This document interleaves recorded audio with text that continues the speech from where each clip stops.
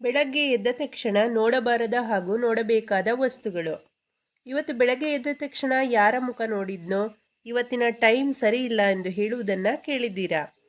ಶಾಸ್ತ್ರದ ಪ್ರಕಾರ ಬೆಳಗ್ಗೆ ಎದ್ದ ಕೂಡಲೇ ನಮ್ಮ ಕಣ್ಣಿಗೆ ಕಾಣುವ ಕೆಲವೊಂದು ವಸ್ತುಗಳು ನಮಗೆ ಇಡೀ ದಿನ ಶುಭ ಸಂಕೇತ ಸೂಚಿಸಿದರೆ, ಇನ್ನು ಕೆಲವೊಂದು ವಸ್ತುಗಳು ಸಮಸ್ಯೆ ತಂದೊಡ್ಡುತ್ತವೆ.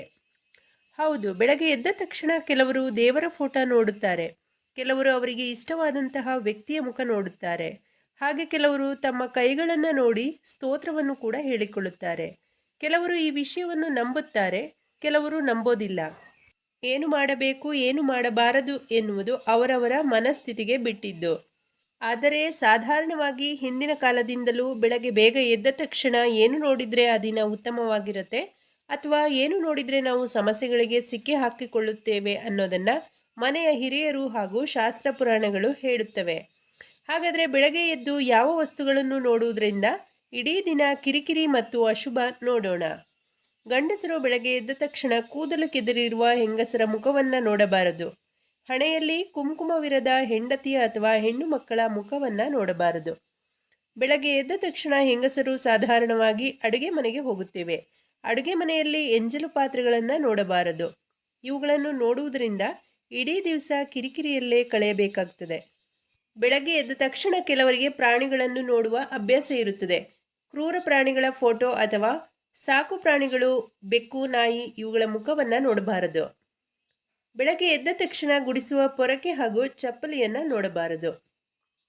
ಬೆಳಗ್ಗೆ ಎದ್ದ ಕೂಡಲೇ ಖಾಲಿ ಕೊಡ ಅಥವಾ ಬಿಂದಿಗೆ ನೋಡಿದರೆ ಅದು ಅಶುಭ. ಹಾಗೆ ಬೆಳಗ್ಗೆ ಎದ್ದ ತಕ್ಷಣ ಮುಖ ತೊಳೆಯದೆ ನಿಮ್ಮ ಮುಖವನ್ನು ಕನ್ನಡಿಯಲ್ಲಿ ನೋಡಿಕೊಂಡರೆ ಅದು ನಿಮ್ಮಲ್ಲಿ ಇಡೀ ದಿನ ನಕಾರಾತ್ಮಕತೆಯನ್ನು ಉಂಟು ಮಾಡಲಿದೆ. ಬೆಳಗ್ಗೆ ಎದ್ದ ತಕ್ಷಣ ಈ ವಸ್ತುಗಳನ್ನು ನೋಡುವುದರಿಂದ ಇಡೀ ದಿನ ಸಂತೋಷದಿಂದ ನೆಮ್ಮದಿಯಿಂದ ಇರುವುದರ ಜೊತೆಗೆ ಶುಭ ಫಲವನ್ನು ತಂದುಕೊಡುತ್ತದೆ.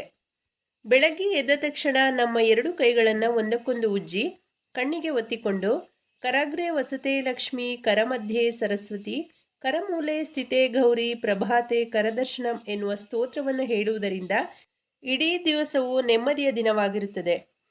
ಬೆಳಗ್ಗೆ ಎದ್ದು ದೇವರ ಫೋಟೋವನ್ನು ನೋಡುವುದರಿಂದ ಆ ದಿವಸ ಒಳ್ಳೆಯ ಹಾಗೂ ಸಂತೋಷದ ದಿನವಾಗಿರುತ್ತದೆ. ಬೆಳಗ್ಗೆ ಎದ್ದ ತಕ್ಷಣ ಗೋಮಾತೆ ಅಥವಾ ತುಳಸಿ ಗಿಡವನ್ನು ನೋಡುವುದರಿಂದ ತುಳಸಿ ಗಿಡ ಹಾಗೂ ಗೋಮಾತೆಯಲ್ಲಿ ದೇವತೆಗಳು ನೆಲೆಸಿರುವುದರಿಂದ ಆ ದಿವಸ ಒಳ್ಳೆಯ ದಿವಸವಾಗಿರುತ್ತೆ. ಬೆಳಗ್ಗೆ ಎದ್ದ ತಕ್ಷಣ ಬೆಟ್ಟ, ಗುಡ್ಡ, ದೇವಸ್ಥಾನದ ಗೋಪುರ, ಸಮುದ್ರ ಇವುಗಳನ್ನು ನೋಡುವುದರಿಂದ ಕೂಡ ಆ ದಿವಸ ಒಳ್ಳೆಯ ದಿನವಾಗಿರುತ್ತದೆ. ಬೆಳಗ್ಗೆ ಎದ್ದ ತಕ್ಷಣ ಸೂರ್ಯದೇವನಿಗೆ ನಮಸ್ಕರಿಸಿದರೆ ಒಳ್ಳೆಯದು. ಮಕ್ಕಳು ದೇವರ ಸ್ವರೂಪವಾಗಿರುವುದರಿಂದ ಪುಟ್ಟ ಕಂದಮ್ಮಗಳನ್ನು ನೋಡಿದರೆ ಕೂಡ ಒಳಿತು.